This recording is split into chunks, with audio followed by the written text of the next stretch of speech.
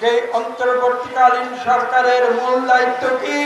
মূল দায়িত্ব হচ্ছে বাংলাদেশের গণতন্ত্র পুনরায় ফিরিয়ে আনা। যে গণতন্ত্রকে আওয়ামী লীগ সরকার প্রথমে একবার 1975 সালে বাকশাল 1 কায়েম করেছিল এবং পরবর্তীতে 2006 থেকে 2024 পর্যন্ত এদেশে পুনরায় বাকশাল 2 তারা কায়েম করেছিল। আমরা বিনীতভাবে বলবো, দেশের মানুষ আপনাদের উপরে আস্থা রেখেছে। আপনারা যত দ্রুত সম্ভব তাদের সেই আস্থার প্রতিদান প্রদান করুন। যত দ্রুত সম্ভব একটি সুষ্ঠু নিরপেক্ষ নির্বাচনের মাধ্যমে বাংলাদেশের মানুষের প্রাণের আকুতি গণতন্ত্রকে তাদের হাতে ফিরিয়ে দিন।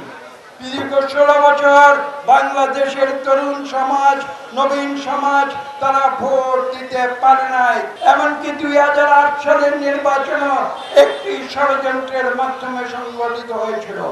কাজে আজকে বাংলাদেশের তরুণ সমাজ ভোট দেওয়ার জন্য উন্মুখ হয়ে গেছে।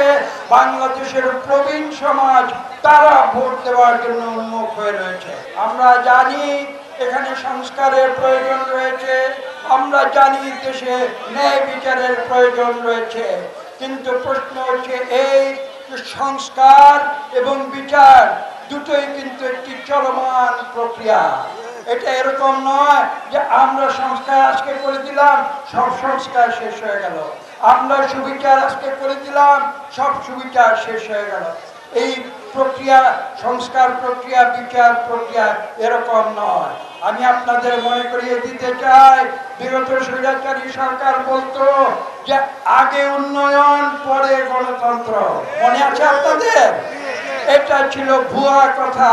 কাজে আজকে কারো মুখে আমরা এটা শুনতে চাই না যে আগে সংস্কার হবে, আগে বিচার হবে, পরে গণতন্ত্র হবে, পরে নির্বাচন হবে।